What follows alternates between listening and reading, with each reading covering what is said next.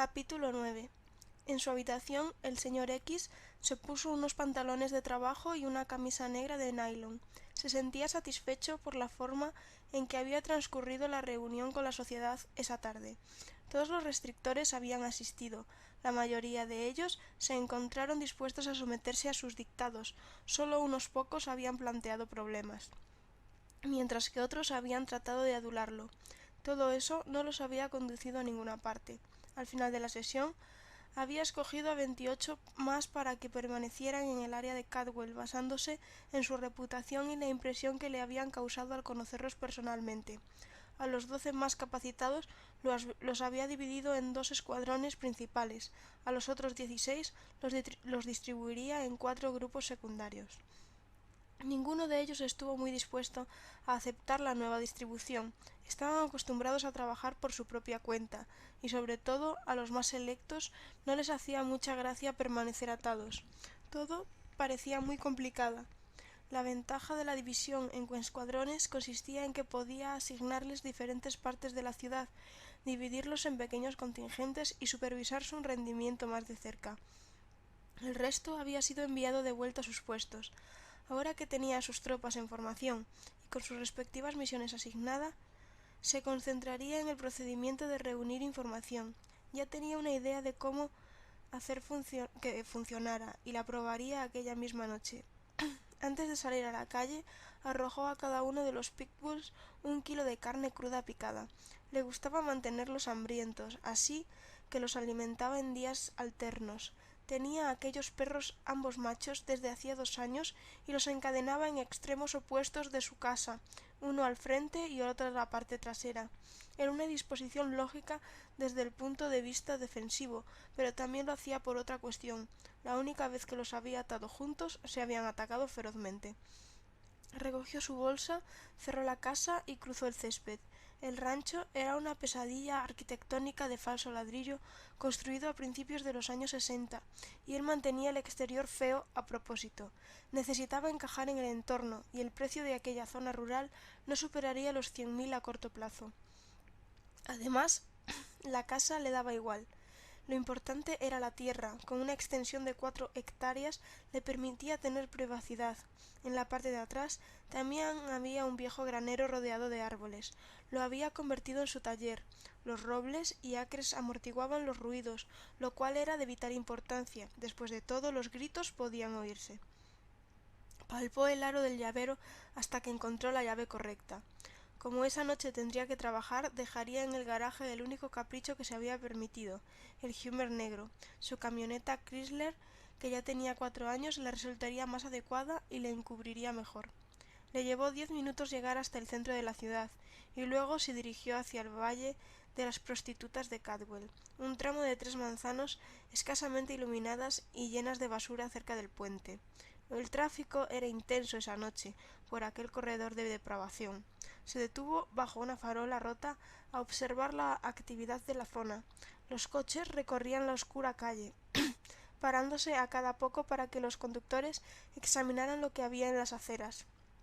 Bajo el infernal calor veraniego, las chicas compraban a sus anchas, contorneándose sobre sus zapatos de tacones imposibles, cubriendo apenas sus pechos y traseros con prendas ligerísimas que pudieran quitarse fácilmente. El señor X abrió la bolsa y sacó una jeringuilla hipodérmica llena de heroína y un cuchillo de caza. Ocultó ambas cosas en la puerta y bajó la ventanilla del lado contrario antes de mezclarse con la marea de vehículos. Él era solo uno de tantos, pensó, otro idiota tratando de conseguir algo. ¿Buscas compañía? Escuchó gritar a una de las prostitutas. ¿Quieres montar? Dijo otra, moviendo el trasero. A la segunda vuelta encontró lo que estaba buscando, una rubia de piernas largas y grandes curvas. Exactamente el tipo de prostituta que habría comprado si su pene todavía funcionara.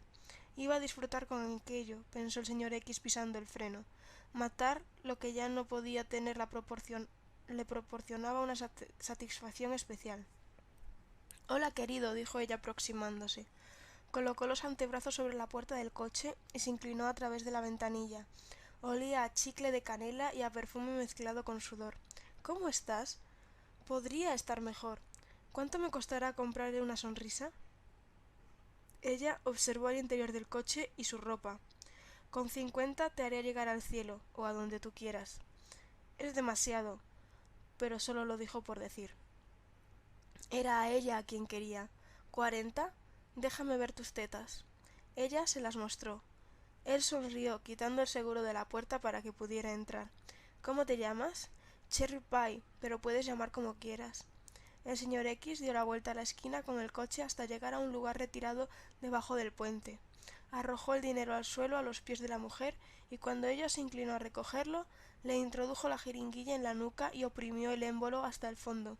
Instantes después se desplomó como una muñeca de trapo.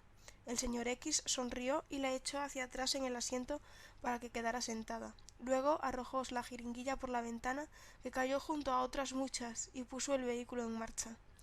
En su clínica clandestina, Harbers alzó la vista del microscopio. Desconcentrado por el sobresalto, el reloj del abuelo estaba repicando en un rincón del laboratorio, indicándole que era la hora de la cena, pero no quería dejar de trabajar. Volvió a fijar la vista en el microscopio, preguntándose si había imaginado lo que acababa de ver. Después de todo, la desesperación podía estar afectando a su objetividad. Pero no, las células sanguíneas estaban vivas. Exhaló un suspiro y se estremeció. Su raza estaba casi libre. Él estaba casi libre. Finalmente había conseguido que la sangre almacenada aún fuera aceptable.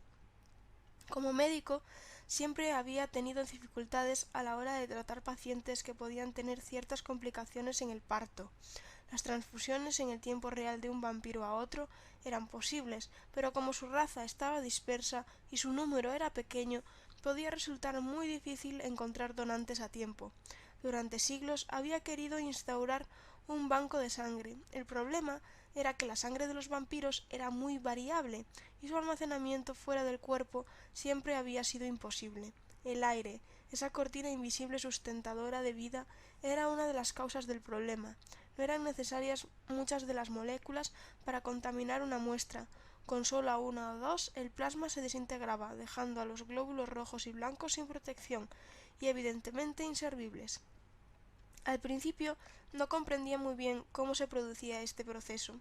En la sangre había oxígeno, pero esa razón era roja al salir de los pulmones. Aquella discrepancia lo había conducido a algunos fascinantes descubrimientos sobre el funcionamiento pulmonar de los vampiros, pero no lo había aproximado a su objetivo. Había tratado de extraer sangre y canalizarla inmediatamente en un recipiente hermético.